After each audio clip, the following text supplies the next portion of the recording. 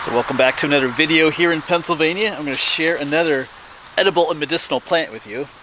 I'm actually right next to a busy highway up here, but I saw this plant on my morning walk this morning, and I know I've mentioned this in other videos, but I learned something new this morning when I was researching this plant a little bit more. I want to share that with you too. But this is what I grew up calling sweet Cicely, but it also goes by another name called anise root. So let me show you what it looks like. And you do have to be careful with this one. It has some potential poisonous lookalikes too, but we'll talk about that in a little bit. So the plant is growing right in here, right next to a bunch of garlic mustard, but it has these little tiny umbels of flowers, and little umblets they're called too. We'll talk about those in a moment, but notice the stem. Notice that purplish colored stem down there. And it's hairy too. That comes into play into its identification. Oh, there's some poison ivy back there too. I don't really get poison ivy, but I was kind of touching it back there a little bit. But yeah, there's slightly purplish colored hairy stems and the fern-like leaves. But I'm going to pick a little bit of this and we're going to find a quieter spot, slightly quieter spot to talk about it. But yeah, sweet Cicely, or often referred to as anise root, and there's several different varieties of it, which I did not realize until I was kind of looking it up a little bit this morning. Yeah, but it's growing all along the path back here. This is all that sweet Cicely, or the anise root. Might come back, get some of these, take some of the seed pods a little bit later. Those are supposed to be edible. Yeah, it's something. Here's more. You can see the purplish stems, but these were eaten probably by deer. They're probably pretty tasty. I think we'll taste the leaf in a little bit. There's more growing here. All over the place back here. Yeah, I was just looking for a place to set up back here. Just noticed it growing everywhere.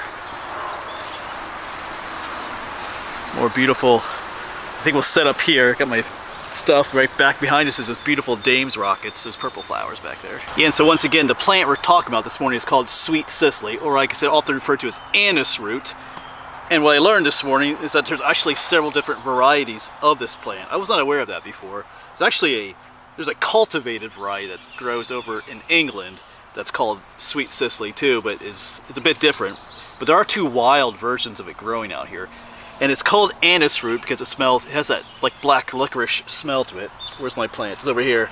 It's a very strong smell, like licorice. If you like licorice, even the leaves, if you crush them, have that licorice smell to them. So it's often referred to as anise root. Supposedly the root, I think I dug the roots up once years ago, but the roots have a very strong anise smell, so it's called anise root.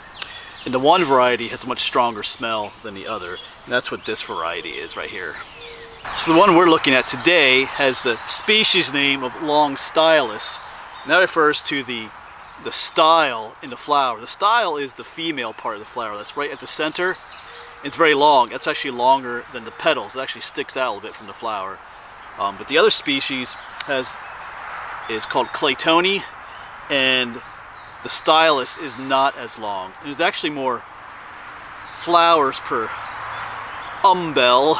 That's what it's called, umbel of flowers. And each umbel has an umblet as well. And the variety that we're talking about today has more than 7 flowers per umblet, if you want to call it that. Whereas the other species, the claytonia, has less. That's ways you can tell. And also that purple hairy stem. And as mentioned earlier, it does have some poisonous lookalikes. It's a member, generally speaking, it's a member of the carrot family. And the carrot family has lots of medicinal plants too, but it has some poisonous ones as well. Namely poison hemlock, something called water hemlock, and there's something called hogweed too, which you could potentially confuse with these. Not so much as the hogweed, but water hemlock does have a resemblance to this one. So you do need to be careful, but as I say in most, if not all, these videos, do your own research. If you're going to test edible and medicinal plants yourself, make sure you do your own research. Don't just take my word for it or someone else's, because sometimes there are poisonous lookalikes that could cause you a lot of harm. Or better yet, if you don't feel comfortable with it, just let it go. As they say in the mushroom community, when in doubt, throw it out. But in my case, I know that this is not water hemlock. Like I said, this sweet Cicely, or this anise root, has that purple fuzzy, the stem is kind of fuzzy or hairy if you want to call it that. But water hemlock, as I mentioned, is the one that most resembles our plant here, the water hemlock, the stems are a reddish color and have purple spots on them. As you can see, this anise root starts out more purplish color, turns greenish. There's no spots, and it's also hairy. The water hemlock stems are not hairy. That helps you with identification and all, but like I said, do your own research first, so don't take my word for it. But yeah, as you know, I love black licorice, so I love that anise smell. It's very strong. Even the leaves, if you crush them a little bit, they give off a bit of an anise smell, but it's stronger in the stem and then in the roots, that smell. So there you go. I should mention too that there is not much difference between the two varieties, like I said, the long stylus and the Claytoni varieties. The Claytoni, the other variety, is said to have a less of an anise smell to it, but it won't harm you if you confuse the two at all. Neither one of those is poisonous or toxic. One just doesn't smell as anisey as the other. But you are supposed to be able to eat the leaves. You can eat the young stems and the roots too. I don't think I've ever tried a leaf. Let's see if it has an anisey taste to it though.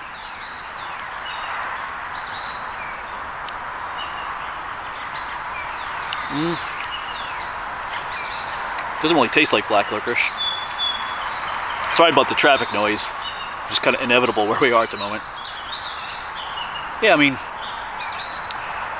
it doesn't taste like black licorice. Maybe the younger leaves do. I don't know. But it doesn't have a bad taste to it either. Kind of a nibble on the stem a little bit. Actually,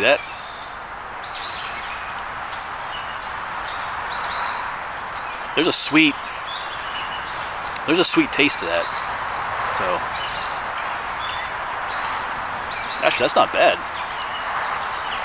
I couldn't think of how I'm nibbling on the stem. I've never tried that before. I don't know how to describe it. Kind of refreshing, actually. All right, there you go. I'm gonna go get some of those seed pods. I heard that those taste good. And then we'll talk about some medicinal qualities for this. So we're gonna head back up to this end of the trail. These plants were done blooming. Yeah, you can see the flowers are done, but they have these little green seed pods on them. And we'll take this one right here. Supposedly these have a taste to them. We shall see. Get back to our spot. Alright, so here are the green seed pods.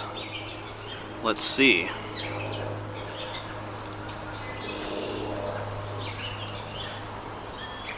Ooh, wow, yeah, I mean, those are,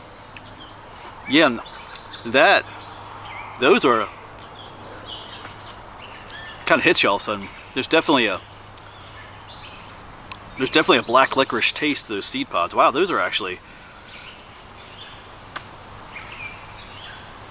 yeah.